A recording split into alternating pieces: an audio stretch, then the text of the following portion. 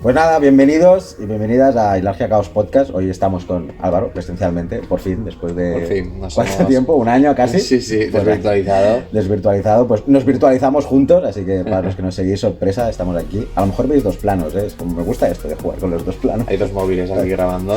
Sí, la precariedad, tenemos que grabar con los móviles. Pero bueno, desde que estamos aquí aprovechamos, hacemos un podcast que podréis ver en mi canal y en el suyo. Y nada, estábamos pensando de qué hablar, hemos hecho una mini lista y como estamos trabajando el tema del deseo, pues era como vamos empezando a hablar del deseo. No seguimos a Fisher, ¿no? Por favor. Que es como hablar de todo, el deseo. Vamos a hablar del deseo, pero vamos a hablar de todo en general. Sí, bueno, el deseo vinculado a varias cosas, pero bueno, ¿qué podemos entender por el deseo primero? ¿O cómo concebimos tú y yo el deseo en este aspecto?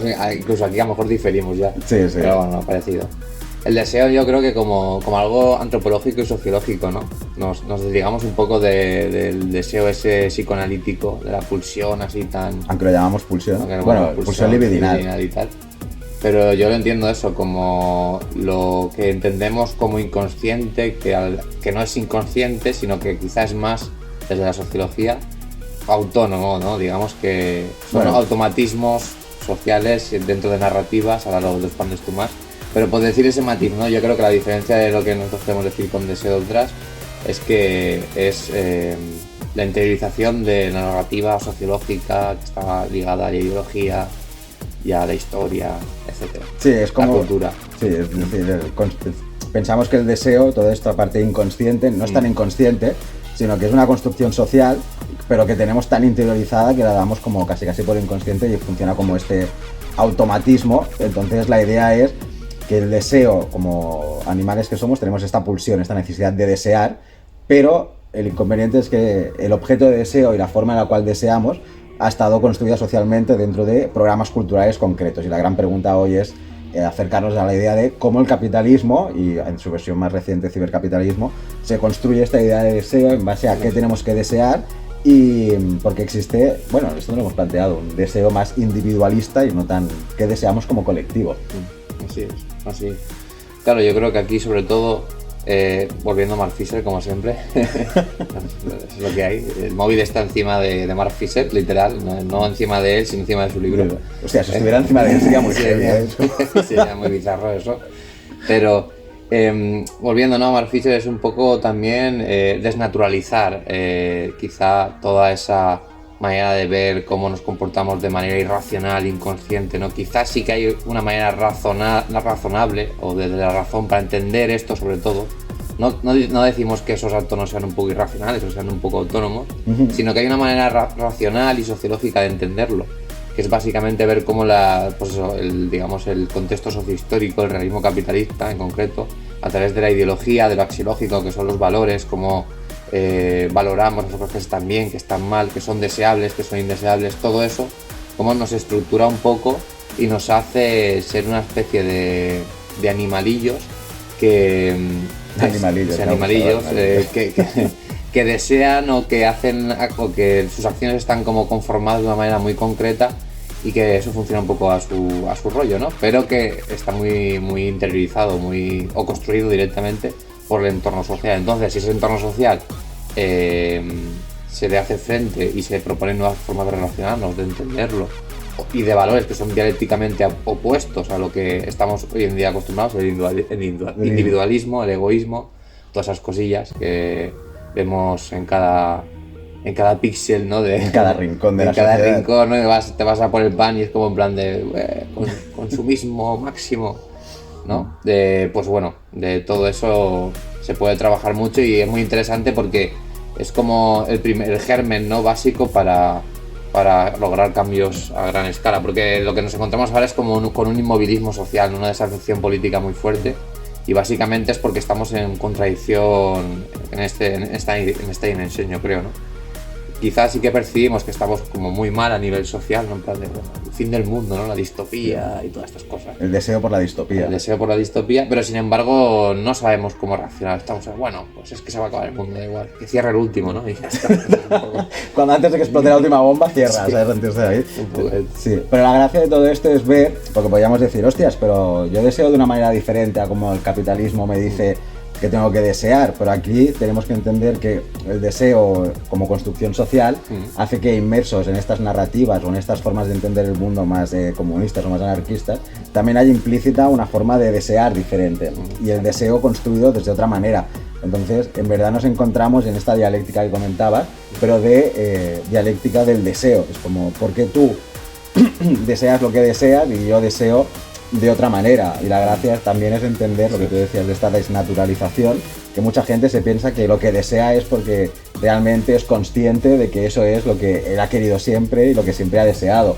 Pero cuando empiezas a indagar en todo esto un poco, te das cuenta de esto, ¿no? De cómo el capitalismo, a través del fetiche de la mercancía, de que te hace desear las cosas constantemente, sobre todo el consumo, ¿no? El consumo es, ¿por qué consumimos? No, en verdad tienes un deseo de consumo porque vives inmerso en un sistema que te está diciendo constantemente consume, a través del consumismo aliviarás pues tus penas, lo típico, ¿no? Hoy me siento mal, pues me voy a comprar. Entonces afrentas el dolor, el sufrimiento, alimentando ese deseo de consumo. Entonces vemos aquí cómo se acaban ligando también esferas de deseo por un lado, consumismo por otro, y también esto a nivel individual, de, bueno, mi bienestar, el que yo deseo no tiene nada que ver con el que deseas tú. Y si entendemos que el deseo también puede ser algo colectivo, tenemos que entender que podemos desear una sociedad diferente de manera colectiva, no basada única y exclusivamente en lo que yo pienso que es para mí pues una sociedad o una manera de libertad, por ejemplo. Sobre todo, ¿no? De todo lo que has dicho, que creo que tendremos que sacar un papel para apuntar, se nos olvidarán las cosas. Se resume un poco, ¿no? en la desnaturalización del deseo o de la forma que tenemos de ver el mundo, ¿no? Por ejemplo, una persona que sea capitalista, ¿no? Y que está a favor del capitalismo y que está a favor de la libertad individual, del liberalismo, etcétera. Muchas veces el argumento puro y duro de ellos es que eso es así porque es el sentido común, porque es como funciona todo, ¿no? Porque es lo natural. Detrás de ello, aunque no lo digan, es como, es que las cosas tienen que ser así, ¿no? Porque es lo más coherente, es lo más natural, lo más, digamos, lo menos conflictivo, ¿no? Esto sería el resumen de su argumento. Es un poco, bueno, es muy discutible que sea como lo mejor, eso aparte, ¿no? Pero es que además no es natural, ni mucho menos, es profundamente sociológico. Lo que proponemos nosotros también, ¿no? Por capitalismo es profundamente sociológico, contrapuesto ideológicamente al capitalismo y al liberalismo, pero evidentemente no podemos caer en la naturalización de que el comunismo o de que el gregarismo es lo que somos los humanos por naturaleza. Bueno, gregario sí. Sí, bueno, a nivel biológico. Gregarismo me refiero como exacerbado, quería decir. Ah, vale. Como de que comparando, digamos, lo gregario con lo individual, esas dos dimensiones de grupo e individuo, como que está como que esa mentalidad de grupo, donde el grupo está por encima, es lo natural y el individuo, aunque ahora luego si quieres explicas lo de la libertad, que eso lo has trabajado tú mucho más. Pero ya me entiendes, ¿no? Todo está traspasado por la cultura, entonces no hay nada natural de per se, ¿no? Entonces yo creo que lo único natural es la clave aquí en el argumento del capitalismo, porque es que ellos, evidentemente es muy obvio, a lo mejor ahora explicándolo, pero es que ellos juegan con esto todo el rato, es que esto es así, ¿no? La libertad individual es la libertad del humano, tal. Bueno, la libertad individual es el concepto que tú dices que hay que defender de libertad, pero pues aquí hay un montón de matices y no es algo natural, sino que es algo no, y aparte la libertad es uno de los conceptos más complicados de definir, porque es como, bueno, hay que pensar que la libertad sí o no lleva implícita o intrínseca sus propios límites, por lo tanto la construcción colectiva de la libertad será tan grande allá donde tú quieras poner los límites. Lo que pasa es que sí que es cierto, como decías, esta naturalización de la libertad individual, que básicamente surge porque somos individuos que, como dice Bakunin, percibimos el mundo de manera individual, pero lo que percibimos en el fondo es colectivo, por lo tanto hay que pensar que toda construcción siempre ha sido colectiva, nunca ha partido del individuo aislado. Y las premisas de los liberales es como, no, el sujeto es libre, racional por naturaleza, y a partir de ahí lo construyen todo. El gran inconveniente es que, esto ya hemos comentado alguna vez, las mentes del capitalismo reinventado, ahora, por la idea esta de que vivimos en una sociedad de ciencia, tecnología y conocimiento, acaban diciendo, hoy la psicología moderna nos dice de que somos tan colectivos, bueno, no dicen colectivos, dicen cooperativos, apropiando esa palabra, el colectivismo da miedo, son tan cooperativos como individuales, pero que tenemos que ser en el fondo pues más cooperativos, y utilizan un concepto muy guay que es como hay que buscar actitudes más prosociales. Vale. Como el individuo aislado, Aislado es prosocial, antisocial. exacto, ¿no? pero Vale. el individuo aislado o el individualismo prosocial Sí. es lo que ellos ahora Vale. están pidiendo. Entonces, lo interesante es ver cómo esta base gregaria que somos, como cualquier mamífero rollo leones y tal, que también son súper gregarios, nosotros tenemos que construir esta idea de individuo y la idea de colectivo. Y, por desgracia, el gran problema es que mucha gente piensa, como tú decías, que lo colectivo siempre va a primar por encima del individuo. Claro, entonces aquí también construimos jerarquías, relaciones de poder, y eso también es una idea de ¿por qué no deseamos lo colectivo? Uy, porque ¿quiénes sois vosotros como el colectivo para impedirme a mí mi libertad individual? Y es como, bueno, redefinamos qué quiere decir exactamente lo colectivo, y tú como individuo sí que tienes, o sea, esto suena muy totalitario, pero no lo es, pero tú tienes una idea de individualidad gracias a que vives en colectivo. Claro, sí, totalmente. Claro, al fin y al cabo, la organización colectiva, y, o sea, nosotros nos digamos, relacionamos con el medio y cubrimos nuestras necesidades en un entorno colectivo. Siempre, sí. O sea, siempre habrán ejemplos, vale, concretos, pero ya me entendéis, es como el humano de por sí se relaciona y sobrevive en sociedad. Entonces, obviamente, ¿no? Quizá el liberalismo juega con eso que has dicho tú antes, ¿no? De situar a un hipotético individuo aislado donde él piensa a través de la razón, y primero está ese individuo y luego viene el colectivo, y es al revés, ¿no? Así, ese individuo nace en un colectivo y por eso quizás, ¿no? Luego puede tomar decisiones individualmente libres. De hecho, aquí, por seguir un poco con lo que has comentado, que en el libro de Fischer, pero bueno, el marxismo lo toca también mucho, ¿no? Marx y Marcuse, por ejemplo, el tema de que eso, además los liberales como que lo obvian, en el sentido de que la reproducción y la producción de la vida se hace a nivel colectivo. El problema, ¿no? del capitalismo actual es que, digamos, esos medios de reproducción y producción de vida están en propiedad de una minoría, en este caso la clase capitalista, y nos priva a todos los demás de ser libres, entre comillas, ¿no? De poder gestionar nuestros modos de producción y de reproducción de la vida, y por lo tanto estamos coartados y no podemos organizarnos socialmente como quisiéramos en otros modelos. Lo digo porque es un poco paradójico que están hablando de libertad cuando a nivel material, como está organizada la sociedad y que el liberalismo defiende, es literalmente lo contrario, en plan de una apropiación de los medios de producción y reproducción de la vida, y entonces coarto la libertad de todo el mundo e impongo un modelo social. Quizás no hace falta imponerlo siempre, que lo hacen por la fuerza, pero sí que lo hacen. Por algo tienen el monopolio de la obediencia ligada con el Estado. Correcto, obviamente, sí. Pero bueno, ¿me entienden? De hecho, esta acumulación originaria, ¿no? que nombra el marxismo como concepto, se hizo por la violencia al principio. Me refiero a esto que estoy contando, si por la violencia. Lo que pasa que ahora tienen tanta hegemonía, como tú dices, que no les hace falta usar la violencia muchas veces, ¿no? O la violencia directa, física, luego hay violencia violencia simbólica y vigilancia y todo esto, claro. Sí, no, yo tenemos. Pero has hecho mencionar una cosa que me resulta muy interesante, que esto viene de todos los aceleracionistas de izquierdas, no hablemos de fascistas de mi clan, por favor, que hablan de la idea de autodominio colectivo, que es una idea muy interesante porque es muy ligada a lo que tú decías de, bueno, somos libres cuando tenemos que buscarnos obligatoriamente un trabajo y vivir en un sistema individualista, tal, no hay una imposición individual de las formas de vida. Y esta idea de autodominio colectivo parte mucho de la base esta de, bueno, yo quiero vivir de una determinada manera. No me hace falta que haya un sistema, o sea, quiero construir mi propio sistema. Y este sistema que yo me construya implica esta idea de autodominio colectivo, que también va muy ligado a la libertad. Entonces, tienes que definir muy bien en esos términos, y aquí, por desgracia, como hablábamos, ¿no? El liberalismo tiene muy ganada esa batalla. Sí. E incluso esta idea de autodominio colectivo en mentes estructuradas desde este individualismo puede sonar también muy totalitario, y es como, no, pero date cuenta de que tú como animal que necesitas vivir dentro de una cultura, la cultura es lo que te constituye, lo que te controla y tal. Y entonces dentro, volviendo un poco a la idea del deseo, es como en este autodominio colectivo, cómo se gestiona el deseo, que es muy complicada responder a esta pregunta, que no la tenemos ni planteada, pero es interesante. O sea, vivimos en un mundo, en un sistema donde el deseo vive, o sea, el capitalismo lo que se aprovecha es de este deseo insaciable que tenemos, que podríamos entrar en la idoneidad depresiva también, por ejemplo, Pero, obviamente, si construimos un postcapitalismo, el deseo en el postcapitalismo tiene que estar gestionado colectivamente. O sea, ¿cuáles serían esos límites del deseo?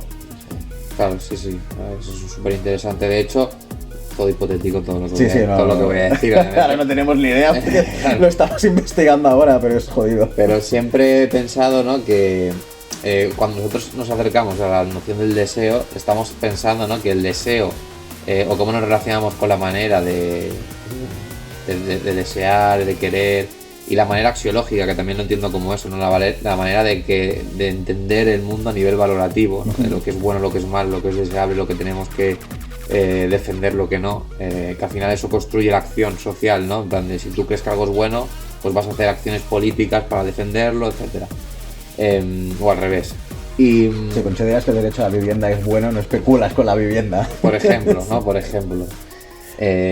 No me hables de ese tema que me enciendo y encima vamos a pasar a otro tema. Entonces, ¿a dónde iba, no? El deseo, ¿no? Mediado por las lógicas capitalistas, como tiene unos valores muy concretos, que son valores insolidarios, ¿no? Nosotros lo entendemos como insolidarios, y valores que están en contraposición a muchas lógicas, como lo que has dicho tú, ¿no? Como acceso universal a vivienda o a necesidades básicas de gran parte de la población, porque nosotros hablamos de Occidente, pero en el sur global están con problemáticas de necesidades básicas incluso, ¿no? Y con conflictos bélicos, imperialistas, etcétera, muy graves, provocados por los valores imperialistas, ¿no? De rédito económico, de beneficio puro y duro, sin tener en cuenta las externalidades y las consecuencias, y de de primar los intereses de una clase, en este caso clase capitalista, sobre todo el resto sobre todo la clase trabajadora, el resto de población. Pero claro, lo que digo es que si en principio se generan unos valores contrapuestos dialécticamente a estos, dentro de una sociedad, no todo esto tiene que estar en marcha dentro de un proyecto colectivo a nivel material, ¿no? Hay gente que se relaciona, produce, reproduce la vida de manera diferente y se relaciona de manera diferente. Quizá de manera automática muchos de estos deseos insaciables se borran. Se generarían quizá otros, ¿no? Otros contrapesos, otros excesos por otro lado. Pero creo que se borrarían, ¿no? Porque el deseo está como muy ligado. O sea, quiero decir, el deseo no es algo, yo no lo veo como desde una dimensión idealista. No, lo veo desde una dimensión materialista, ¿no? Como por ejemplo Maria Corby, que es un epistemólogo sociológico, bueno, el único, primero, nosotros a lo mejor ahora no decimos eso, pero es el primero, ¿no? Que comenta todo esto. Lo hace desde eso, ¿no? De entender de cómo nosotros nos relacionamos con lo material, cómo sobrevivimos en el medio y cómo eso repercute en lo axiológico, que repercute a su vez en cómo deseamos las cosas, las valoramos, etcétera, ¿no? A partir de la necesidad de sobrevivir de una determinada manera, deseas de una forma u otra. Entonces, si nos sobrevivimos y nos organizamos y producimos y tal, de otra manera, el deseo cambiará. Entonces, eso es lo primero que me vino a la cabeza, que quizá también es una jugarreta mía, en plan de me quito de en medio la... El deseo cambiará, sí, pero a la vez te obliga a construir una manera diferente de pensar el deseo. Claro, es un poco el huevo o la gallina, ¿no? Yo creo que es un proceso como indisoluble, ¿no? En plan de cambias tu mentalidad, cambias las ideas que defiendes, que bueno, que eso tampoco estamos descubriendo nada nuevo, nada del otro mundo, ¿no? Que esto, pues el anarquismo y el marxismo defienden deseos totalmente contrapuestos, es lo que estamos hablando. Y entonces defienden evidentemente producir y reproducir la vida en general de manera diferente. Es algo bastante obvio. Quizá pues eso, bueno, quizá la necesidad que nos encontramos ahora es que haya que refundar o aplicar un postcapitalismo, ¿no? Pues muy ligado a este cibercapitalismo, ¿no? Porque quizá el marxismo y el anarquismo en el que nosotros pensamos, la gente que ha leído todas estas teorías, es el marxismo del siglo XX o cercano al siglo XXI, pero es que en los últimos 24 años de segundo milenio el cibercapitalismo ha avanzado a niveles... Sí, bueno, podríamos... Cibercapitalismo... Esto podrías comentar más. Sí. Bueno, cibercapitalismo es una palabra que yo uso. No sé si, a lo mejor si buscamos... Yo ahora alguien más... la he robado. Sí, apropiado. Pero es una manera de entender de cómo el capitalismo está instrumentalizando todas las tecnologías de la digitalización a partir de los años 80, que por eso el Cyberpunk, que también conoces mucho, nos habla un poco de dónde puede llegar el capitalismo y las lógicas del capitalismo en un mundo dominado por ciencia y tecnología de manera exacerbada en el sentido de que ahora vivimos exactamente de esto, y aquí nos encontramos con problemas, por ejemplo, de la automatización, de cómo nosotros como sociedad deseamos y a la vez no deseamos la automatización. Porque es como, hostias, ojalá tuviéramos 50.000 robots que nos hicieran todos los trabajos para no hacer nada, pero a la vez vemos y vivimos inmersos en narrativas de no a los robots porque nos van a quitar los puestos de trabajo, y esto va muy ligado también a, considero, cómo la clase trabajadora se ha de identificar en este postcapitalismo, ¿no? Porque es como ahora defendemos los puestos de trabajo, la dignidad del trabajo, pero si la clase trabajadora buscara la emancipación a través de la reapropiación de esta automatización del trabajo para el bienestar humano y de las clases trabajadoras, hostias, se abre un debate también muy interesante aquí, de cómo construimos, o sea, se acabaría la clase trabajadora en el sentido de se ha emancipado de todo esto y puede empezar a construir su manera de vivir fuera de las lógicas del capitalismo. Sí, no, esto es súper interesante porque es como debate que ya se está viendo, ¿no? En el sentido de, por ejemplo, cuando veo noticias sobre inteligencia artificial o sobre automatización o sobre avances en estos ámbitos científicos, ya son noticias muchas veces que buscan como la alarma, ¿no? En plan de la IA es peligrosa o nos quita el trabajo, etcétera. Pero creo que van, bueno, evidentemente habrá que pasar muchos años porque esto está un poco empezando, ¿no? Entre comillas. Pero creo que cuando avance veremos quizá discursos de este tipo, no porque sean ya verdad, sino porque cumplen una funcionalidad muy concreta, ¿no? Pues eso, asustar a la población, ¿no? Y crear la alarma, quizá para defender también medidas que vayan ligadas a la austeridad, a los recortes. Quiero decir, si solo vemos la dimensión, entre comillas, que puede tener negativa desde este punto de vista, del punto de vista puramente capitalista, no vemos la dimensión que dices tú, ¿no? De emancipación. Es decir, no tendría por qué ser un problema la automatización de los puestos de trabajo, ni siquiera, simplemente pues, si tuviéramos unas lógicas diferentes, quizá lo veríamos muy claro en plan de, bueno, esto es muy bueno porque podemos trabajar menos horas, por ejemplo, ¿no? El problema es que sabemos que el mercado de trabajo, la tecnología y todo absolutamente está mediado por las lógicas capitalistas. Exacto. Entonces, seguramente, bueno, tiren a la gente a la calle, pero, bueno, tampoco sé cómo se va a evolucionar todo esto. Pero quiero decir, tirarán a la gente a la calle, hablarán a lo mejor primero de recortes, luego quizá lo reenfocarán, pero también lo usarán para reprimir a la clase trabajadora. Quiero decir, creo que el capital entrará un poco en contradicción ahí, ¿no? Porque por un lado, si mucha gente se va a la calle, ¿no? Y se genera incluso población que puede ser ya población excedente en Occidente, porque quizás son trabajadores que sean cualificados de unos trabajos que desaparecerán. Toda esa población que deja de ser clase trabajadora y deja de ser consumidora, no sé cómo la gestionará el capital, que seguramente, pues eso, estigmatizándola y a través de la violencia sería lo más lógico por cómo actúan.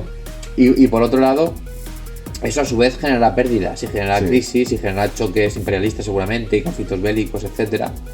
Pero a su vez la otra cara de la moneda, que es lo que hemos hablado nosotros, ¿no? Pues eso, ¿no? Socializar los medios de producción robóticos y en general tecnológicos, los medios de producción en general, generaría una emancipación total porque claro, tenemos ya herramientas para que la escasez, entre comillas, se acabe. Ahí está el asunto. Pero entonces veo ahí una profunda contradicción y pues, un conflicto que nos va a afectar evidentemente en clave de violencia. No, y aparte también hay un conflicto intraclase, lo podemos llamar de esta manera, porque por ejemplo, todo este tema pues escasez alimentaria, podríamos hablar que con agricultura molecular, ingeniería de impresión de comida 3D, etcétera, etcétera, claro, tú puedes ahora construir y crear carne artificial sin la necesidad de matar animales. Pero claro, hay un montón de gente que, aunque vivamos en sociedades hipertecnológicas o muy tecnologizadas, viven del campo, ¿no? Entonces, hostias, el debate también se forma en ¿qué pasa con todo este sistema agrario estructurado en un mundo donde podemos llegar a una escasez alimentaria a través de generar carne de manera artificial? Obviamente, aquí sí que me posiciono más en las grandes granjas de producción que están industrializadas, se sirven al capital, etcétera, para generar carne que al final acaba tirándose, todo eso sí que lo puedes desmontar. Entonces la ventaja es que también podemos volver a la idea esta de la tierra para quien la trabaje, ¿no? Entonces es como, la ciudad puede dejar de vivir de la explotación del campo o repensar maneras de relación campo-ciudad, que también podemos considerar que están súper inmediatizadas por el capitalismo, donde la ciudad vive a costa de la explotación del campo y encima la gente del campo recibe una miseria de sueldo. Entonces, como pensar en todo esto ya nos obliga a tener que redefinir todo el sistema, y la gracia es esta, entender que lo que estamos viviendo es este tránsito hacia nuevos modelos, pero que tenemos que ser lo suficientemente autónomos del capitalismo como para poder manejar todo esto. Y aquí, a nivel de pensamiento, sí que están, ahora no me saldrá el nombre, otro aceleracionista, que habla de la necesidad que hay a día de hoy de liberar al cognitariado, que son la gente que puede ponerse a pensar nuevas formas de producir, nuevas formas sociales y tal, pero como están con la necesidad de tener que sobrevivir en el capitalismo, están en sitios mal pagados, y es como, bueno, toda esta clase también debería... Sí, bueno, aquí se me ocurren muchas cosas, ¿no? Pero sobre todo sobre el conflicto interclase y la división social del trabajo, una cosa interesante, totalmente también, digamos... Especulativo todo. Yo antes de que me digan cosas, bueno, me podéis decir lo que queráis, me da igual, pero quiero decir, así yo ya digo, ves, dije eso antes, así que tampoco. Quiero decir, la división social del trabajo también es algo que quizás se deba, lo que tú dices, ¿no? Reconfigurar muchísimo, ¿no? Porque en una sociedad quizá como profundamente anarcocomunista, etcétera, esa división social del trabajo, donde hay alguien que cultiva el campo, otro que construye la casa y otro que limpia la basura y el otro que piensa solo, quizá eso debe ser mucho más poroso, ¿no? En verdad, sí, todo el mundo debería quizás cubrir ciertas funciones. Entonces, la cosa yo creo que es, que de esto Fischer habla mucho, es reconfigurar el deseo y la idea del trabajo en general, ¿no? Porque aquí el trabajo básicamente es el trabajo productivo y reproductivo del capital para poder sobrevivir. Eso es la clase trabajadora sobre todo. Y luego, pues para los capitalistas, bueno, el trabajo, si se puede llamar trabajo, lo que hacen es eso, acumulación de capital y revalorización de rentas, hacer felices a los accionistas. Especulación, con la vivienda lo vemos muy claro, ¿no? Sí. A diferencia de uno que está currando todos los días X horas, esclavizado, y pues el que está por ahí alquilando pisos y viviendo la vida de rentas de los demás. Sí, básicamente del salario, ¿no? de los demás. Entonces quizás esa reconfiguración, de hecho Fischer habla en su libro, bueno, el realismo capitalista creo que lo nombra algo, pero en Deseo postcapitalista habla más del tema de la psicodelia, del movimiento hippie en Estados Unidos, etcétera, porque toda la contracultura esta de los 60 y tal, se podía criticar de muchas maneras, porque luego estaba, pues eso, estaba muy representada la clase media estadounidense, ¿no? Y tal. De hecho, eso lo reconoce, pero sí que es cierto que en cuanto a relacionarse con el trabajo a nivel de deseo, a nivel valorativo, es otro rollo, ¿no? Porque no ven el trabajo como una piedra angular. De hecho, pues las comunas hippies y todo esto son diferentes. Bueno, digamos que no ocurran mucho, ¿no? No están ahí. Bueno, trabajan el tiempo que tienen que trabajar, claro, sí. Aunque yo he vivido con colegas que viven en el campo y, hostia, se levantaban a las 7 de la mañana y estaban todo el día haciendo cosas hasta las 6 o las 7 de la tarde. Pero claro, aquí es cómo pensamos nosotros ese trabajo, cómo lo significamos, porque es caer en lo más mainstream de todo, de si te gusta el trabajo que haces, no estás trabajando. Es muy utilizado por los neoliberales también. Pero en el fondo, algo de razón hay ahí, porque él trabaja para sí mismo. Entonces se sacan sus propios frutos, viven al margen entre comillas, del sistema, pero es como, es mi tiempo dedicado para mí. Sí. Claro, exacto, pero es mi tiempo trabajado para mí y de otra manera. Entonces, pienso que esa valoración o ese deseo del trabajo sería muy diferente en un mundo postcapitalista, se lo llegamos a construir en esa idea. Y aparte lo que decías de la psicodelia, que Fischer también lo relaciona, bueno, esto también es algo que, spoiler, saldrá un artículo dentro de poco sobre esto, que es cómo... En el salto diario, ¿no? En el salto diario, sí. Que es la idea de por qué las clases capitalistas y los mundos distópicos del cibercapitalismo o ciberpunk que nos venden, esas clases capitalistas tienen todo el tiempo del mundo para disfrutar del ocio, y en cambio las clases trabajadoras siguen trabajando oprimidas, siguen esclavizadas a los trabajos del cibercapitalismo, y en las distopías ya, si nos encontramos con los robots y tal, es como conflicto incluso hasta con los propios robots. Y es como, hostias, podemos desear vivir a partir de la reapropiación de toda esta ciencia y tecnología en un postcapitalismo, en un mundo donde realmente podamos disfrutar de un tiempo dilatado mientras las máquinas trabajan. que yo pienso que es como hiper mega deseable, pero es algo como que cuesta mucho de encajar o de hacer entender también. Claro. Sí, claro, porque aquí es no los el conflicto en realidad, que es el conflicto de poder clásico entre clases, ¿no? Pero el conflicto entre los deseos. Es decir, es deseable para la clase trabajadora. Sí, obviamente. Que ahí está el asunto. Y como tenemos menos agencia política que la clase capitalista, que seamos la mayoría a nivel de población, pues pasa que su deseo prima, ¿no? Y su manera de organización social prima. Pero sí, como lo cuentas, obviamente, sería lo lógico. De hecho, yo creo que por comentar y sacar también algunos conceptos que hemos tratado de la hedonía depresiva y todo esto, ¿no?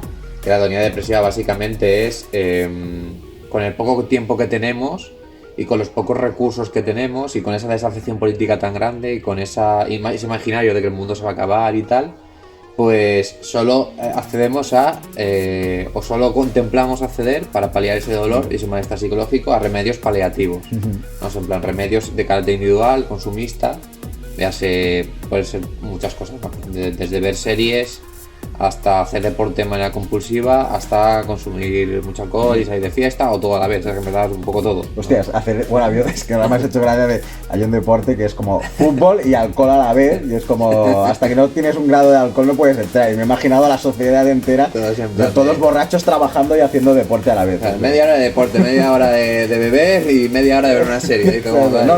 Todo a la vez, vale. Pues sí, es un poco eso, ¿no? Pero bueno, es una herramienta política quizá también, ¿no? O sea, yo creo que la clave de entenderlo es eso, es como una herramienta política que está totalmente mediada e instrumentalizada por el capital, pero es como como no tengo otra opción de hacer nada absolutamente, no se me ocurre hacer nada más para paliar mi malestar existencial y que no tener tiempo, ¿no? Y que el tiempo esté en lógicas que yo no tengo nada ni que cortar ni que pinchar, lógicas autónomas de empresarios, etcétera, que son dueños de mi tiempo y de mi vida en general. Pues lo único que hago es eso, intentar básicamente desestresarme, ¿no? Es como la palabra, en plan, hago esto para desestresarme. Me voy al gimnasio para desestresarme. Me voy a poner borracho para desestresarme, ¿no? Pero cosa. Contando que solo tienes un tiempo limitado para hacer eso. Es como... Solo tengo el viernes y el sábado, porque el domingo tengo que descansar y el lunes otra vez a currar. Exacto. Sí, va bien la cosa. No, por esto, en este deseo por lo tecnológico en un mundo postcapitalista, la gracia sería incluso esta capacidad de resignificar el propio tiempo. Sí. Que encima lo puedes como realizar más para pues, estar con gente a la que cuidar, gente con compañeros, compañeras, afinidades, dedicarlo al ocio y volver a, no sé, es como también es muchas veces hablar, no, es que la cultura es para la gente elitista y que tiene tiempo. Ostras, pero a lo mejor si tenemos más tiempo podemos dedicar más tiempo de ocio a la cultura, a todo esto, a disfrutar de los productos culturales, más allá de un simple hecho elitista de me voy a 5 museos este año porque los tengo que ver sí o sí, ¿sabes? Sí. Es como por dentro de un tiempo para concreto. Subirlo a redes ahí para que la gente vea que exacto, ¿sabes? Estoy en la cresta de la cultura. Sí, sobre lo que has comentado me he venido también, volviendo a Marcus y a Fisher, en Deseo Postcapitalista. Bueno, el libro de Deseo Postcapitalista de Fisher es él como en sus clases, o que son grabadas y luego lo transcribe en su libro, que pues son las últimas clases que dio él antes de suicidarse. Entonces hay una clase que es de las primeras, la segunda o tercera, que habla de Marcus, y comentan todo esto que hemos explicado, pero mejor explicado. O sea, porque está escrito en un libro, pues eso está bien explicado. Con más puntillas, ¿sabes? En el sentido de que, por ejemplo, dicen Marcus, citado por Fisher, pero Marcus explica que por ejemplo en el feudalismo la opresión o la violencia hacia el pueblo, ¿vale? Hacia pues eso, el campesinado y todo esto, se hacía porque sí que había realmente unos recursos muy limitados. Entonces había que sacar la espada y el látigo para que los ricos pudieran tener esos recursos, ¿no? Entonces actualmente, como hemos hablado antes, esa falta de recursos ya no es tal, ¿vale? Sí que hay ciertos países... Podría no ser tal. Podría no ser tal, es decir, sí que hay ciertos países que están faltos de recursos, pero a nivel del cómputo se habla mucho de la redistribución, si se redistribuyera mejor, ¿no? Porque se tira mucha comida tal, todo ese desfase de consumo en Occidente, que si eso se hiciera de manera coherente, por ejemplo, pues quizás los países que estamos hablando de que tienen hambrunas o que tienen problemas de recursos de todo tipo, quizá podrían vivir mucho mejor. Pero en Fisher aquí, digamos, matiza que, claro, actualmente la característica del capitalismo es que, aunque esa necesidad se haya cortado, se haya hecho posible que se pueda resolver, la violencia que se ejerce actualmente ya no es solo para apropiarse de los recursos porque son limitados, sino al contrario, porque como son, entre comillas, ilimitados, de manera, no son ilimitados, pero me entendí, ¿no? Son recursos que pueden resolver muchas necesidades a gran escala. El poder actualmente es el poder por el poder, es decir, yo ejerzo poder y violencia para mantener mi control social. Y para tener mi hegemonía. Mi hegemonía. Seguramente. Que antes también era, pero era también porque había, no sé si me he explicado ahí, ¿no? Que es un poco lo que creo que lo que hemos hablado de que el tiempo como tal, por qué no hay una cesión, por qué hay tanta digamos, opacidad de nuevos modelos, porque yo creo que si se le da, digamos, puerta a todo esto que estamos comentando, de probar a ver cómo funcionaría o de implementar cosas, aunque sean incluso reformistas, estoy hablando, sí. Porque no ceden ni en reformas de lo más mínimo. Muerte a la socialdemocracia. Claro, cero. Creo que si se empiezan a abrir estas pequeñas puertas, se reconfiguraría la sociedad. Sí, por aquí entramos desde la reforma muy limitado, pero ya me entiendes, ¿no? O sea, aquí... es que no ceden nada porque si cedieran, como lo que están controlando y ejerciendo violencia simplemente es para controlar y para mantener el poder puro y duro, pues se acabaría hecho, básicamente. Es algo bastante obvio, ¿no? Pero que quizá no asimilamos, ¿no? De que la capacidad de vivir mejor a nivel material hoy en día es mucho más factible que hace siglos. Sí, pero aquí entramos en dos cuestiones que considero muy importantes. Una que hemos hablado y no sabemos cómo solucionarla, que es cómo enfrentar la violencia del capitalismo y de los estados con el monopolio de la violencia para empezar a emanciparte o intentar promover la construcción social de muchas otras cosas, buscar proyectos de vida completamente diferentes. Primero, ¿dónde los construyes dentro de este espacio? Y el segundo, si los consigues empezar a construir, ¿cómo enfrentamos eso? ¿Violencia o no violencia? Y la otra era se me ha ido, pero bueno, quedémonos con esto de la violencia. Ah, sí, la otra era ¿cómo construimos una narrativa que haga desear a la gente esta emancipación? También es complicado aquí, porque si hablamos que el deseo, y esto lo dice Corbí también, en el fondo es la narrativa que tú estás explicando y cómo interiorizas el deseo de esa persona para hacerlo tuyo propio también. Sí. ¿Cómo construimos esa narrativa? ¿Qué tendría que tener esa narrativa para hacer que este deseo de emancipación hacia el postcapitalismo realmente sea factible? Que esto también es el problema que se encontró Fisher. ¿Cómo construyó esta idea de comunismo ácido? No, no te puedo contestar. Bueno, puedes contestar, pero especulando también. Claro, no tengo respuesta de ningún tipo.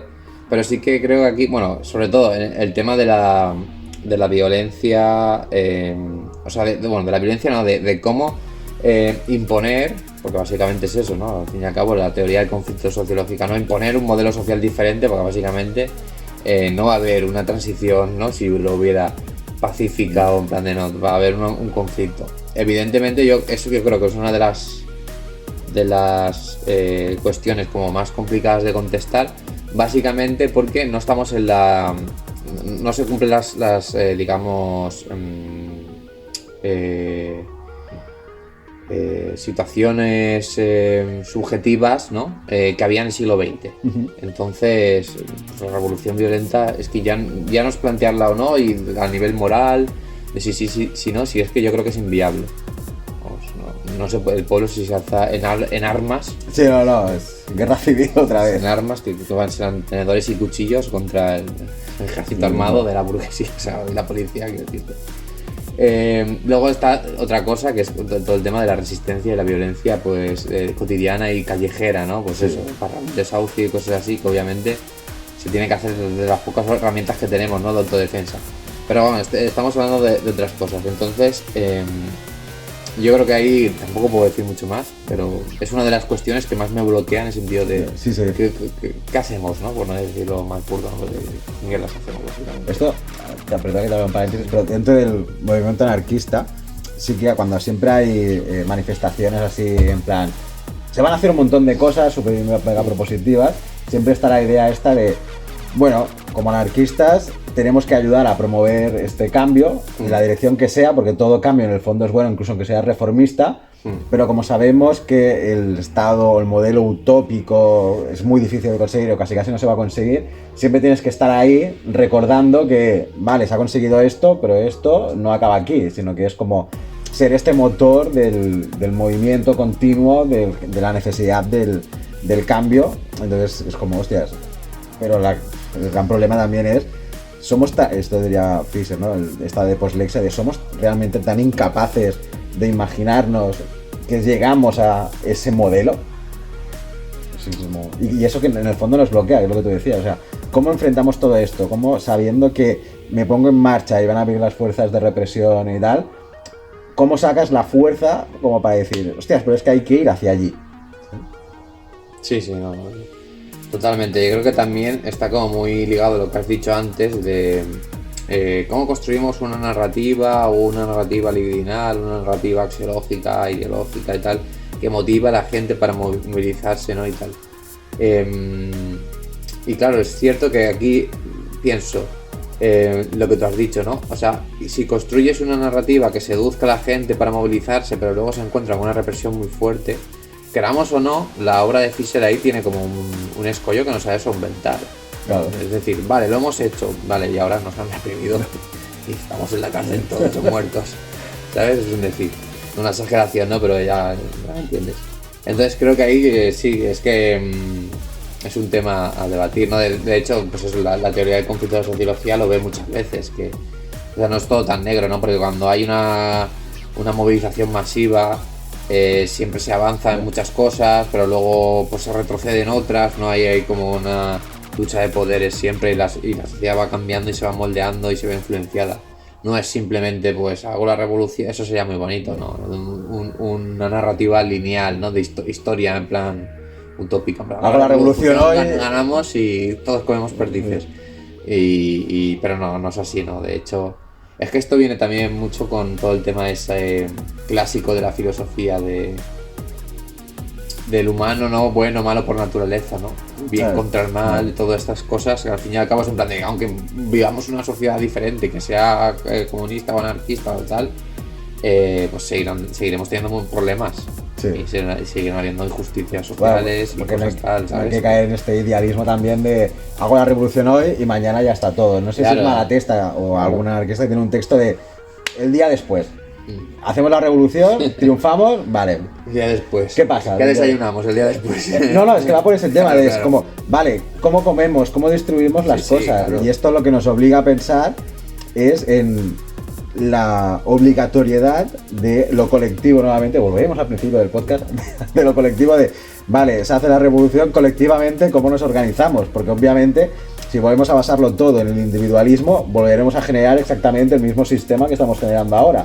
Por lo tanto, volvemos también a la idea de autodominio colectivo. El día después de la revolución, lo que hay que pensar es en el autodominio colectivo. Y aquí es el gran ejercicio de la construcción social nuevamente de la realidad y de la resignificación, y en el fondo de todo lo que estábamos hablando de, sobre todo, cómo deseamos dada el día de mañana, que ya es lo más utópico. O sea, llegar al día de mañana es la vida, es como, hostia, hemos hecho algo.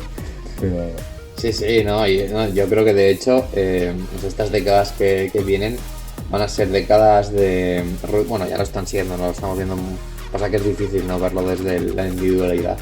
Pero creo que se están rompiendo como muchas líneas paradigmáticas a nivel material, tecnológico, esta nueva crisis, ¿no?, del capitalismo tardío, pues eso. A nivel, por ejemplo, dos cosas que veo súper claras, podríamos hablar de más, ¿no? Pero una, la crisis climática, sí, que es que a nivel de relacionarte con el medio te vas a tener que relacionar de manera diferente, completamente, porque vas a tener recursos diferentes, externalidades medioambientales diferentes, eventos climáticos diferentes, etcétera.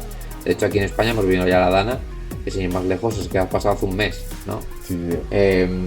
Y luego, aparte de eso, veo también como algo bastante evidente todo el tema de los choques imperialistas entre potencias imperialistas, Rusia, Estados Unidos con la OTAN en plena esquizofrenia, ¿no?, de imperio ahí que parece que está en decaída, pero que tiene una gran pues eso, capacidad militar, ¿no? De hecho, la que más de todo el mundo. Es decir, vale, estás en decadencia, pero puedes cargarte un planeta. Bueno, y aparte no hablemos de todo el mundo tiene armas nucleares. O sea, sí, pero claro, aparte seremos de tan eso. idiotas de... Claro. Lo digo que son estados capitalistas armados hasta los dientes, con una reacción autoritaria desde su burguesía, digamos, nacional, que se está mirando hacia la extrema derecha y hacia el autoritarismo, ¿no? Desde Trump, en todas partes. Sí, desde Trump en Estados Unidos hasta Putin en Rusia. En Rusia, que no es extrema derecha como tal, pero que es un partido conservador de derecha, es un partido, no sé, católico ortodoxo, conservador, anti-LGTBI, antifeminista y bueno, y militar. Es un zarista, en el fondo es un zarista. Sí. Claro. Y anticomunista, etcétera. Eso hay que tenerlo claro, que mucha gente es... No, sí, es que los rusos son comunistas. Es anticomunista Putin. Vale, la oposición de Putin en Rusia es el Partido Comunista. Vale. Si no lo creéis, buscarlo en Wikipedia. Mirarlo en Google sobra. Y luego, pues China, por ejemplo, que sería como el modelo, ¿no? Postcapitalista, entre comillas. A los que, abro paréntesis, los neoliberales del capitalismo reinventado están mirando. Claro. Digo entre comillas porque ahí sí que es verdad que el Partido Comunista es el partido que está gobernando, no como partido único, pero ya de manera subjetiva, si el modelo de postcapitalismo es China, que se convierte en una especie de capitalismo de estado autoritario, por decirlo así, ya sé que tiene muchos matices esto, pero si el modelo postcapitalista o el modelo comunista, por decirlo de otra manera, es el chino, pues la verdad que no voy a estar alineado sobre ese modelo. Ahí sí que es una paga y vámonos ya, sí. ¿sabes? Entonces, no sé, eso es un poco... O sea, veo esas dos dimensiones que son como dimensiones, pues eso, evidentemente muy negativas, pero que a la vez abren también ventanas de oportunidad. Porque como que muestran de manera muy clara las problemáticas que genera el sistema, que en épocas de bonanza, ¿no? Pero cuando estás directamente arrasado por las catástrofes climáticas y en guerra, pues es más evidente que eso, no puedes tener que cambiar las cosas. Claro. No. Entonces creo que ahí sí que habrá como un auge de los movimientos postcapitalistas, voy a decir algo axiológico, buenos para nosotros. Que nos hacen desear de una manera no individualizada, no capitalista. Y que pues ahí tendremos cada uno, pues eso, tendrá que aportar lo que pueda. Ahora iba a decir dos cosas. Una es, échale una perlita a los de neoliberales de la hipótesis Gaia, por favor, dejad de utilizar la hipótesis Gaia para vuestras movidas. Sí. Y luego, es muy interesante también en un postcapitalismo, cómo te relacionas con el entorno. Porque actualmente nos relacionamos con el entorno en base a la objetivación e instrumentalización de todo, o sea, personas, animales, ecosistemas, etcétera, todo es un fondo de reservas del cual disponer y explotar constantemente bajo una idea de, el planeta es ilimitado.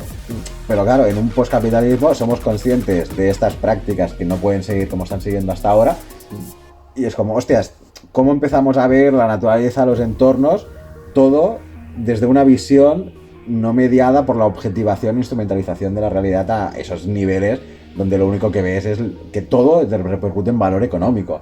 Entonces, es todo un objeto de producción, ¿no? Es un recurso.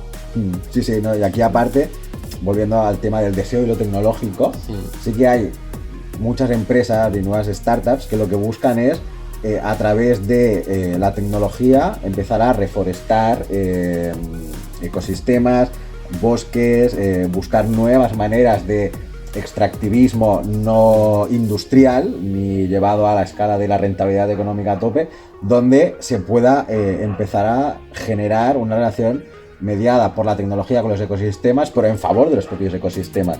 Entonces, claro, aquí si recogemos, por ejemplo, la idea de todo lo que es la carne in vitro y todo este deseo de lo tecnológico por la creación de comidas sintéticas, vamos a llamarlo de esta manera, se generan unas interdependencias allí de puedo dejar de depender de los animales para consumir productos animales y toda la tierra que hoy está contaminada por, en catalán son els purins, no sé cómo se dice en castellano, las heces de los cerdos y de todos los animales de granja. Los excrementos, exacto, es como, hostias, tienes la capacidad de recuperar acuíferos que están hiper mega contaminados simplemente aplicando dos tecnologías que pues, obviamente repercutirían en el bienestar social de todo el mundo. Claro, obvio, sí.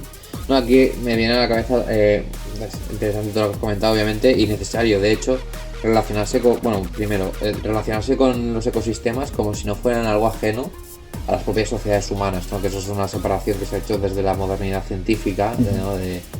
pues eso, de ver la naturaleza, o de hecho se ve en una expresión muy cotidiana de me voy al campo, me voy a la naturaleza a pasear por el bosque. Psicología de lo cotidiano. Sí, me voy como si te fueras a otro planeta. Bueno, el cotidiano es la montaña que tienes al lado de la ciudad, la zona periurbana, que prácticamente pues eso es el ecosistema donde vives, básicamente, con otro paisaje, simplemente. Entonces hacer esa diferenciación que bueno, está muy, muy mediada por lo que tú has comentado, ¿no? El tema de que eso, se ven los entornos naturales como entornos inertes o bueno pasivos, completamente sí, pasivos, eso es, donde se puede extraer recursos o donde su función es eso, extraer recursos para servir a las necesidades del propio capitalismo. Entonces ahí yo creo que hay una necesidad de repensar y de relacionarnos con el entorno de una manera evidentemente muy diferente, no pensarlo como algo ajeno. Y luego aparte, algo que es súper coherente y que de hecho lo aplica la bioeconomía a través del...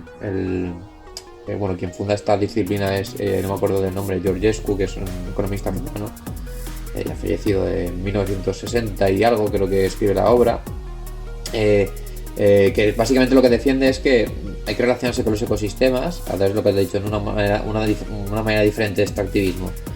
Pues con cosas bastante lógicas, como que un ecosistema tiene que tener, de hecho eso tenemos las herramientas para ya saberlo, ¿no? Calcularlo y estudiarlo. Tiene que tener una serie de parámetros concretos de extracción de recursos, etcétera, para tú saber todo lo que puedes extraer y dejar que ese ecosistema se pueda regenerar, ¿no?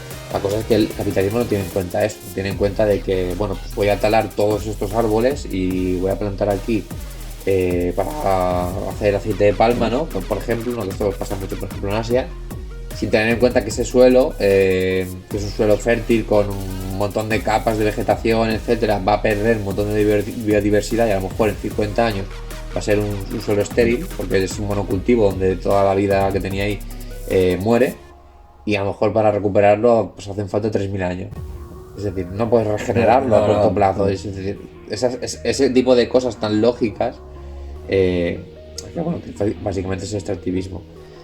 Yo creo que esos dos factores no son fundamentales. Entender la naturaleza no como algo ajeno, y dos, relacionarte con los recursos y con la manera de producir que tienes en la sociedad, pues de manera sostenible para la propia sociedad. Es que ya no es para los ecosistemas, porque insisto, es que no es algo diferente. No. Es para la propia sociedad y para los propios recursos y el medio ambiente donde vive la sociedad.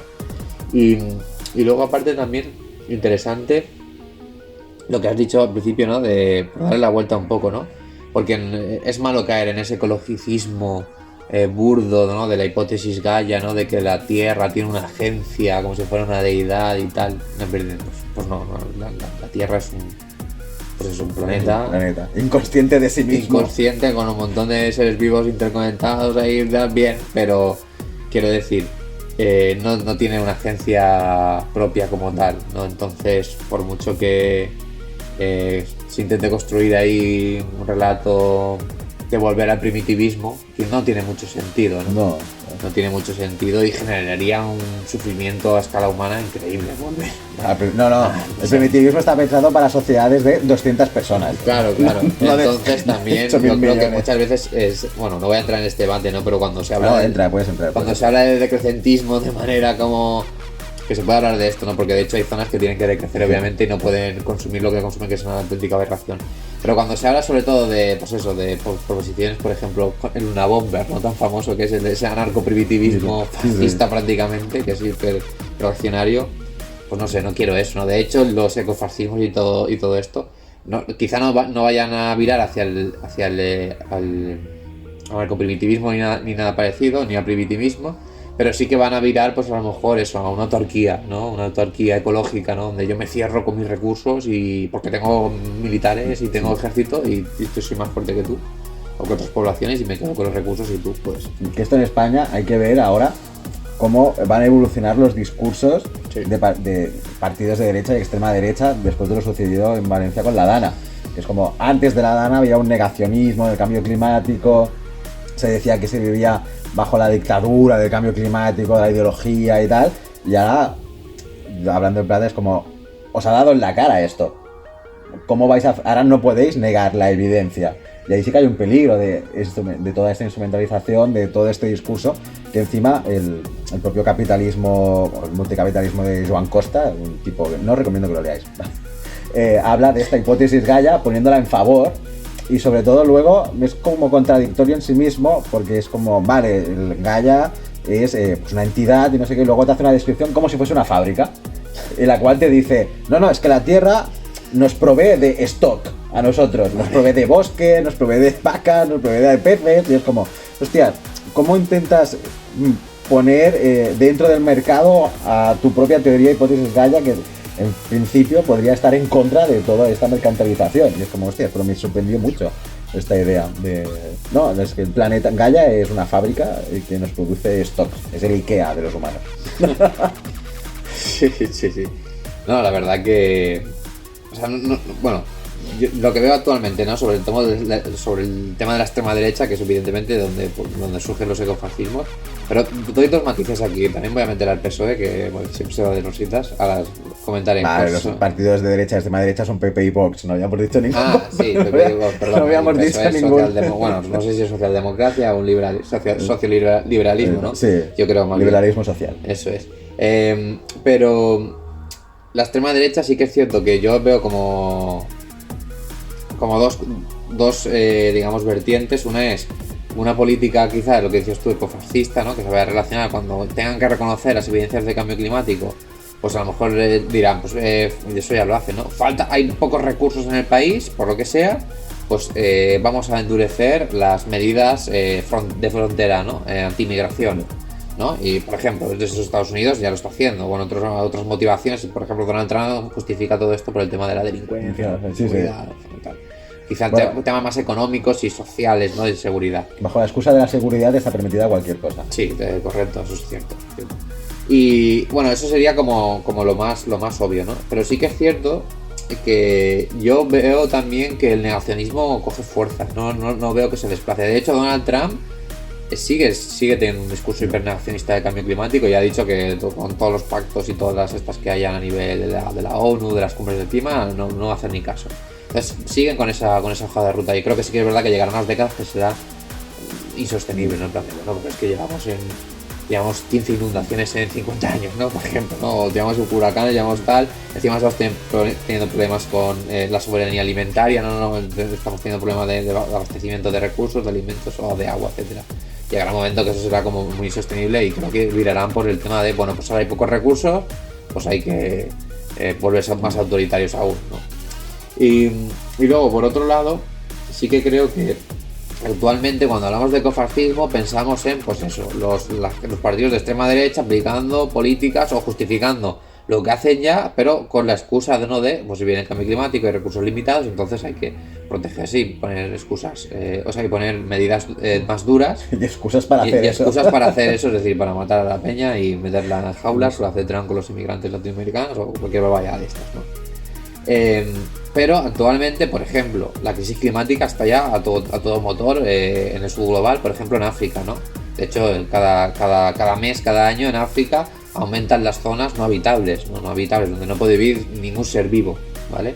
Por la causa de la sequía, de las altas temperaturas o de pues, fenómenos meteorológicos extremos, temperaturas extremas, etc. Eso está causando, evidentemente, falta de recursos, conflictos civiles, conflictos internos entre países africanos, conflictos entre diferentes países africanos, etcétera, y movilización masiva de población.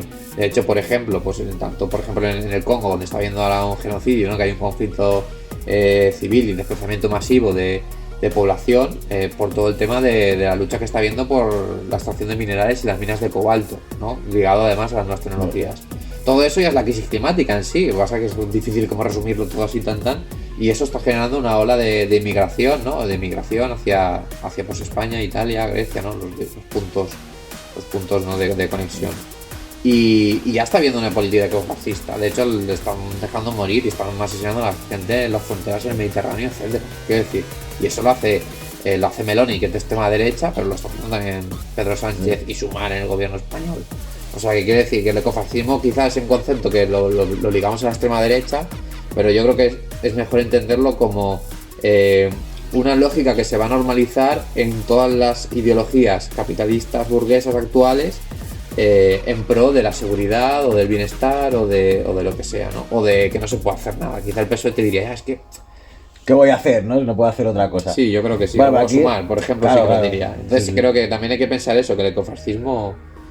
No es de izquierdas ni de derechas. No, sí, es de derechas, obviamente, pero quiero decirte que contamina a todo el Estado burgués, ¿no? Que al fin y al cabo es quien va a reproducir estas políticas. ¿Quién se está gobernando? ¿Quién está gobernando? Evidentemente no, evidentemente si un partido de extrema derecha lo hará creo que de manera más agresiva. Sí, sí, sí. No, pero aquí también podemos entrar en el tema del poscapitalismo y las relaciones norte-sur. Sí, Pues como claro, las relaciones norte-sur ahora pues también están basadas pues, en todo este legado imperialista de las colonias, de la explotación, de actualmente las grandes tecnológicas del mundo, Google, Amazon, Apple, etcétera, etcétera, viven a costa de la explotación de los recursos del continente africano, del cobalto, del coltán y todos estos nuevos tesoros de Sí, las tecnológicas. litio, tal, Exacto, ¿sabes? Y es como, hostias, ¿cómo podemos pensar en estas relaciones? Tiene que ser completamente diferente. A lo mejor es como, bueno, África a lo mejor tiene el derecho de explotar sus propios recursos y venderlos al mundo de una manera no sometido a las lógicas capitalistas. Por lo tanto, es que todo este problema, entre comillas, de las oleadas migratorias no es más que un producto más del capitalismo, es decir, el capitalismo salvaje que tenemos hoy. Sí, por supuesto. Sí, sí. Obvio, no tengo nada más que añadir ahí en ese sentido. Es lo que estamos hablando, al fin y al cabo, pues son las consecuencias, ¿no?, a gran escala pues eso, de los intereses del capital y de cómo funciona la producción y cómo funciona todo el sistema mundo este que hablaba Wallenstein, ¿no?, de los países antiguas colonias, ¿no?, que siguen siéndolo pues a través de esas relaciones norte y sur, ¿no?, de cómo seguimos colonizados nuestras propias mentes de maneras de hace años, ¿eh? Como estamos estructurados y pensados y manejados desde estructuras narrativas completamente desfasadas a nuevos tiempos y nuevas maneras que tendrían que existir de pensar todo esto, que aparte también es toda esta deshumanización producto de estas lógicas. Es como, ostras, ¿por qué dejas morir a seres humanos en las fronteras? Que son seres humanos, es que no son otra cosa, es tu propia especie en este aspecto. Es como, ostras, eres capaz de dejar, por beneficios e intereses económicos, dejar morir a personas. Entonces es como, hostias, como el capitalismo incluso nos hace desear más la seguridad nacional de la identidad y tal, antes que desear que todo el mundo pueda vivir. Que pueda vivir. Sí, básicamente. Básicamente. Es decir, que pueda vivir bien, no, que pueda vivir directamente. Porque... No, sí. Se ve muy claro, ¿no?, que al final, evidentemente, el capitalismo es un sistema como autónomo y tal, ¿no? Es como una relación social, ¿no? Un proceso relacional a gran escala. Cómo producimos y reproducimos la vida. Pero sí que es cierto que tiene sus caras, ¿no? Pues eso, el capitalismo tiene un hombre blanco, ¿no?, heterosexual, y cuando llegan épocas de crisis de extrema derecha, ¿no?, reaccionario, creo que se ve muy claro, por ejemplo, con la islamofobia. Creo que no se puede entender que, bueno, normalizado es un decir, que hay mucha movilización y mucha gente indignada, ¿no?, con lo que está pasando en Palestina, pero no se puede entender que haya un genocidio en directo sin ningún tipo de repercusión, más allá de, no sé, de cosas muy insuficientes, porque es un genocidio que se está ejerciendo a gente, una población que mayormente es gente que profesa la religión del Islam, ¿no? Básicamente, sí. eso que es... Sí, bueno, pero aquí también hay, ¿cómo decirlo? Toda una construcción basada en la identidad nacional, sobre todo de partidos de derecha y extrema derecha, sí. muy anclados, Aquí, al menos sobre todo aquí, en España, con la Reconquista y todo esto. Exacto, ¿no? ahí se ha generado también todo esto, pero esto aparte sociológicamente es directamente el miedo al extranjero, Sí. ¿sabes? El miedo a lo desconocido, el miedo a perder tu identidad, que esto es un debate también muy interesante que a lo mejor el poscapitalismo tiene que abordar, de cómo construimos las identidades. Porque hoy en día sí que están basadas mucho en el nacionalismo, en la identidad nacional, en la idea de un pueblo determinado, pero no solo aquí en España, sino todo el mundo funciona en base a esto. Sí. Y es como, tenemos que estar todo el mundo dispuesto a perder partes de nuestra propia construcción de identidad para construir una nueva identidad. Entonces, porque la identidad, aquí podríamos tirarnos, llevamos una hora, podríamos tirarnos otra hora hablando de la identidad, de cómo construimos la propia identidad individual y colectiva, en base a qué valores, a qué principios, y claro, es como, pero sí que es cierto que al menos todo el mundo oriental, oriental más a Asia o península arábiga, etcétera, son cosmovisiones del mundo diferentes. Y nosotros también partimos de unas cosmovisiones que se van a tener que enfrentar en este mundo de pensemos cosmovisiones diferentes. Aquí Yuk Hui tiene una idea muy guay, que es el pensamiento post-europeo. En el sentido de, pero no solo Europa tiene que hacer este pensamiento post-europeo, sino, por ejemplo, él parte mucho de cómo Japón y tal también se ve influenciado por el pensamiento occidental, y también están europeizados en ese aspecto de empecemos a pensar la filosofía y las cosmovisiones de maneras interculturales. Entonces dejemos ya de segmentar, que no es una falta de respeto a las otras culturas, de si yo tengo que perder la mía, tú también tienes que perder la tuya, pero primero tengo que reconocer la validez de la tuya. Una vez tengamos todas las identidades y convicciones reconocidas, es cuando en principio podremos empezar a deconstruir todas las identidades, que también es una cosa bastante compleja. Sí, no, es muy complejo. Aquí voy a tirar un poco para mi terreno, pero Tira. te digo que, no, por ejemplo, ¿no? Lo que se me ocurre, ¿no? Cuando planteas esto, ¿no? También lo hemos comentado tú muchas veces, hemos reflexionado sobre ello, ¿no? De que algo bastante obvio que va ligado al poscapitalismo es la conciencia de clase. Básicamente porque la conciencia de clase es algo que actualmente está como totalmente en descomposición, ¿no? Está anclada en modelos industriales. Sí, anclada en modelos industriales y aparte es minoritaria, ¿no? Quizá la gente que tiene conciencia de clase adaptada a los modelos actuales, etcétera, y no dogmática, ¿no? Del obrero es el obrero del metal, ¿no? Pues no. Este obrero del metal parece un grupo de heavy. Bueno, ya me entiendes, pero hay gente que tiene esa visión, ¿no? Más o menos, aunque intenta disimularla, pero la tiene. Quiero decirte, aunque esa conciencia yo creo que está, pues eso, en horas muy bajas, pero sin embargo es como una dimensión fundamental. Obviamente yo hablo de un punto de vista marxista, ¿no? Pero viendo el postcapitalismo en general es fundamental porque es una dimensión que une irremediablemente a el 95% de la población. Sí. Entonces es algo como que tampoco hay que pensar mucho, quiero decir, quizás no trabajarla o darle matices, etcétera, puede ser, no te digo que no, pero resignificarla al modelo o a la clase trabajadora actual, ¿no? Porque también nos encontramos con conceptos interesantes sobre esto, ¿no? El tema del precariado, el lumpenproletariado, etcétera, ¿no? Que quizás son conceptos que si se miran desde ciertas maneras pueden ser conceptos excluyentes o reaccionarios a su vez también, pero sin entrar ahora a eso porque tampoco nos interesa mucho. Pero quiero decir que, por ejemplo, eso sería para mí un buen ejemplo de lo que has comentado, ¿no? De, por ejemplo, si la conciencia de clase fuera mayoritaria en muchos países, quizá habría una manera o un puente bastante más factible de acercarnos a, por ejemplo, diferentes posturas religiosas, ¿no? Porque si tú ves a alguien extranjero o a alguien de una religión diferente a la tuya, pero también ves a alguien que comparte las condiciones materiales y que es también alguien trabajador y que está así sometido, digamos, a las mismas vivencias que tú, pues evidentemente puedes elaborar un discurso a partir de ahí, ¿no? A partir de ahí, ¿no? Y que de manera ya puramente axiológica vas a empatizar, ¿no? Pues quizá no forjas tu identidad ni la suya con solo la religión, y por lo tanto ya no la forjas en una diferencia sino una similitud, que es la clase. Sí. Solo con eso ya vas a empatizar. Claro, pero aquí también, igual que hablabas de las caras del capitalismo, habría que hablar de las caras de la religión. Bueno, eso ya hablas tú, que yo no tengo ni idea. Déjalo para ti. No, porque obviamente si nos basamos en la religión dogmática, en la religión que cosifica, en lo que se conoce como la hard religion, que es la religión dura, obviamente, igual que yo voy a ser de ateo y tú vas a ser de otra tradición, si partimos de esta base de que esas ideas son irreconciliables, pues vamos a tener un problema. Ahora, si entendemos que más allá de o afuera de toda esta dogmatización e institucionalización religiosa existe un posicionamiento de entender la realidad de una manera completamente diferente, en base a no me tengo que dejar llevar por los estereotipos, ideas, que es la deconstrucción social de la realidad en el fondo.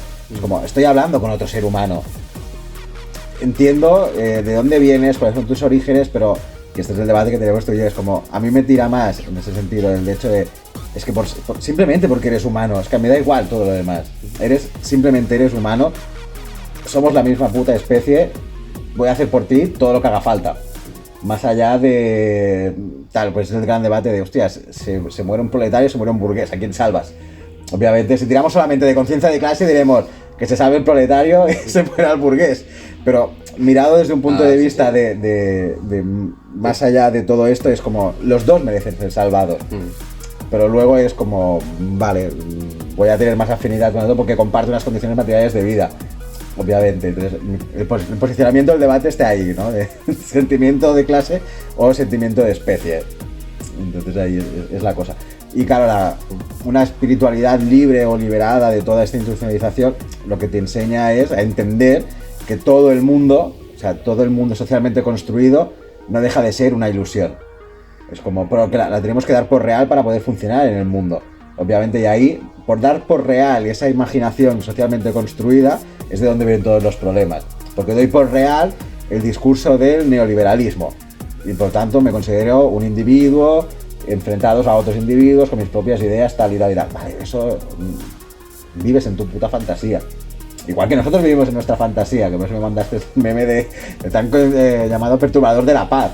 Es como, pero no es caer en un falso nihilismo de todo, en un relativismo moral de todo es una construcción social, ninguna narrativa es válida, todas las narrativas son válidas. No, toda aquella narrativa, por eso pues capitalismo como narrativa, es interesante de construir colectivamente y de manera autodominio colectivo, porque nos ayuda, nos obliga, mejor dicho, a tener que resignificar todo el mundo imaginado para poder construir otro mundo imaginado.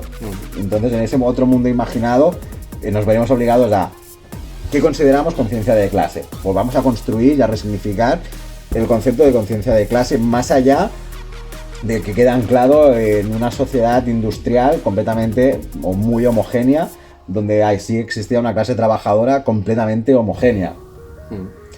Entonces es como, vale, ¿cómo nos ponemos? Y aparte es como, ¿cómo concibe una persona de cultura islámica la conciencia de clase? ¿Cómo lo considera una persona de tradición hindú? Entonces a lo mejor ellos conciben la clase o la conciencia de clase de una manera diferente. Por lo tanto es interesante construir la idea de conciencia de clase desde una interculturalidad. ¿Cómo construir la conciencia de clase? No, me lo has abierto en un minuto, 1 hora y 12. Que ahora es cuando tú vas a hacer, me quito. No, o sea, el debate es muy interesante. Sí. A ver, te comento todo lo que has dicho. O sea, evidentemente, cuando hablamos, ¿no?, de construir narrativas o cuando construir modelos axiológicos diferentes, hablamos simplemente de lo que tú has dicho, ¿no? Una construcción que es puramente social, ideológica, o lo que lo queramos llamar. Pero sí que es cierto que cuando vayamos a proponer modelos, sea la conciencia de clase, modelos axiológicos diferentes de conceptos o de dimensiones, ¿no?, sociales que queremos hacer de manera diferente o relacionarnos de manera distinta, lo debemos hacer también desde lo material, ¿no? Desde la realidad objetiva, ¿no? Que creo que es como el matiz así que habría que decir en ese sentido. Queremos resignificar el concepto de clase, pero porque entendemos que hay una dimensión material que nos obliga a resignificar este concepto, porque a nivel de cómo el capitalismo, por ejemplo, reproduce la vida, obviamente se ven de manera objetiva dos clases sociales, ¿no? Pero bueno, simplemente decir ese matiz. Sí. No, obviamente, porque es que aquí Pero sí, luego lo que tú dices ahí tampoco sé mucho, porque no tengo conocimientos en contestarte. Tendría que saber, ¿no?, de qué obras marxistas o narcomarxistas hay sobre la clase social por sociólogos, filósofos, activistas, politólogos, obreros, hindús, chinos, etcétera. Y claro, Claro. La verdad que nosotros desde la carrera y luego pecamos mucho de eurocentrismo, ¿no? O sea que sí.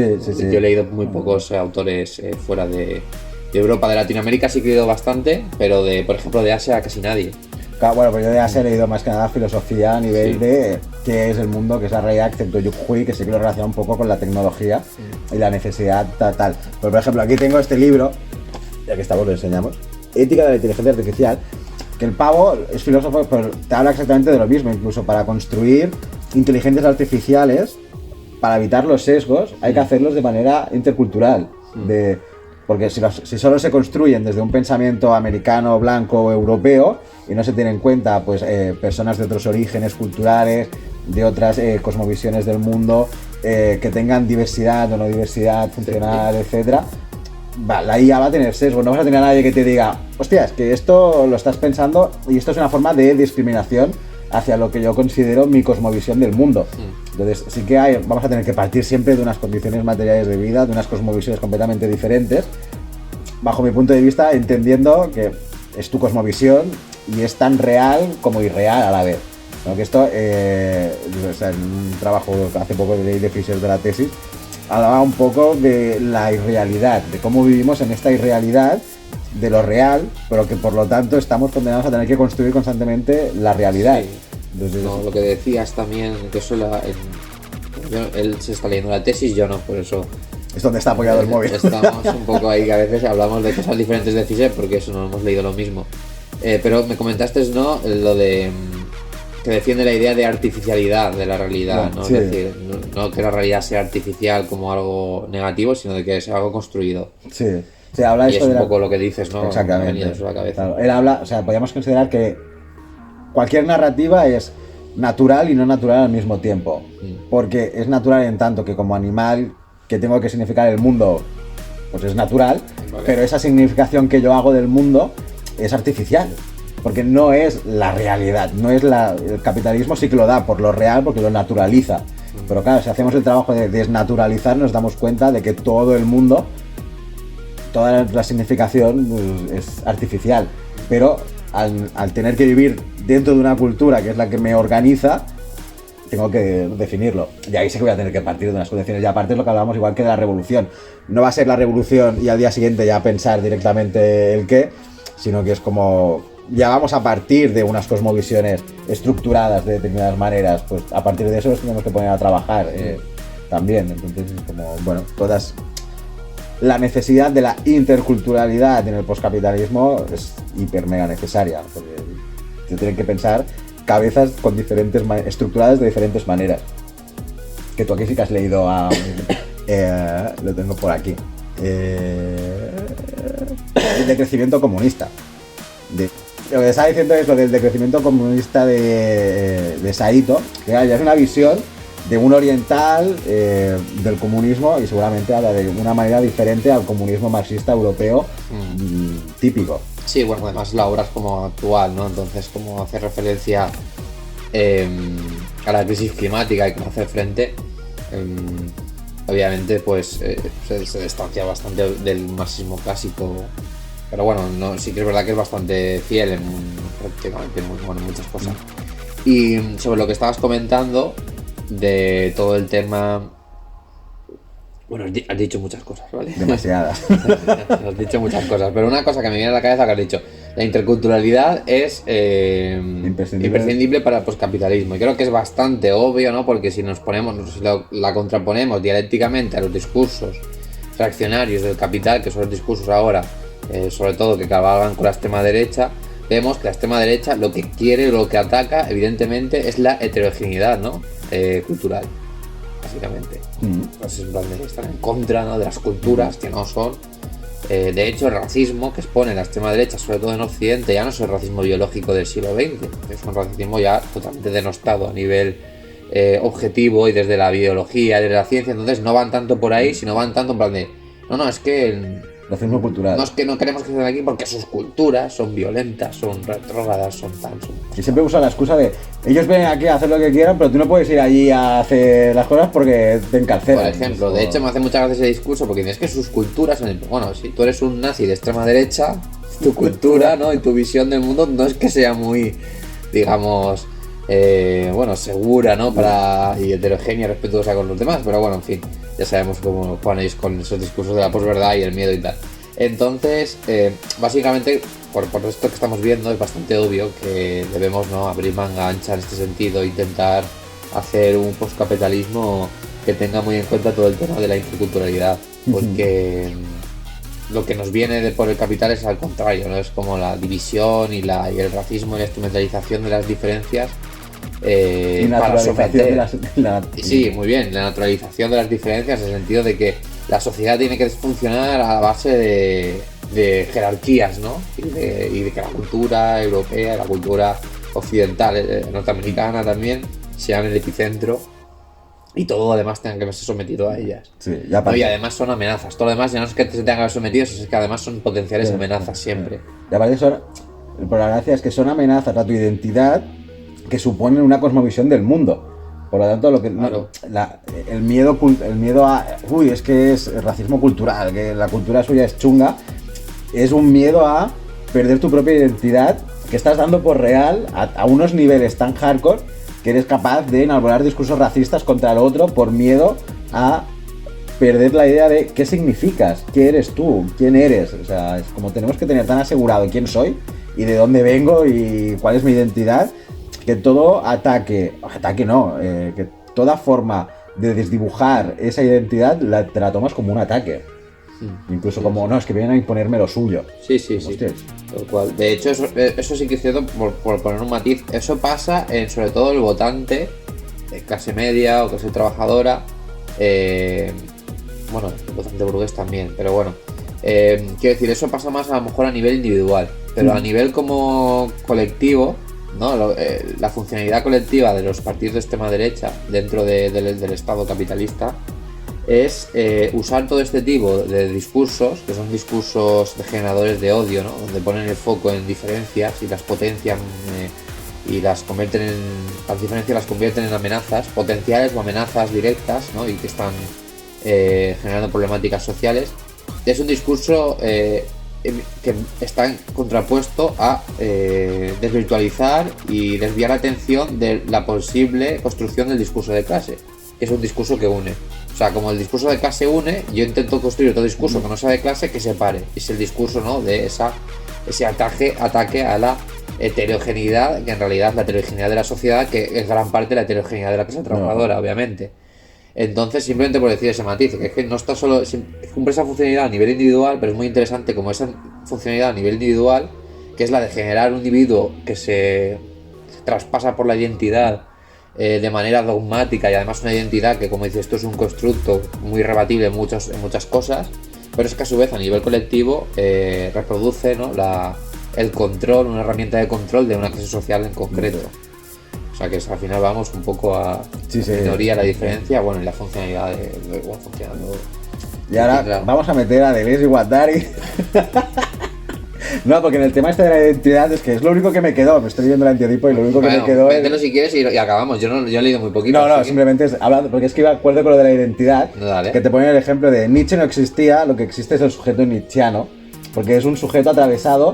Nosotros lo llamaríamos por el deseo, ellos lo llaman por intensidades de apreciación y rechazo. O sea, de aquello que acepto es lo que yo construyo la identidad y lo que rechazo es lo que no me construye mi identidad. Vale. Por lo tanto, vemos a la misma idea de... Sí, lo axiológico, ¿no? Lo que acepto como bueno y como semejante, y lo que acepto como extraño y peligroso. Exacto, entonces aquí tienes la idea suya de cuerpo-máquina atravesado por estas intensidades, que es lo que construye la idea de individuo.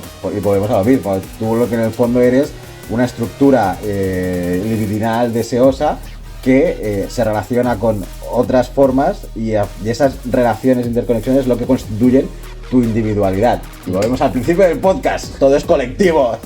Olvídate del individualismo.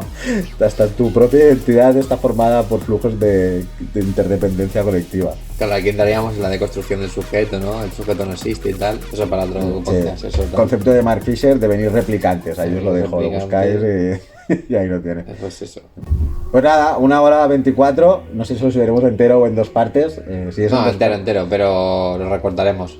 ¿En serio? He tenido un ataque de tos. Ah, será bueno. 1h24. Será 1h22 contando los 2 minutos del principio. Así que nada, espero que alguna otra vez podamos hacer otro podcast juntos, seguro, aquí en Barcelona o allí en Sagunto. Y nada, gracias. Esperemos que esta hora y 25 minutos nos haya resultado mucha chapa, pero nada, gracias por vernos. Hasta luego, nos vemos la próxima.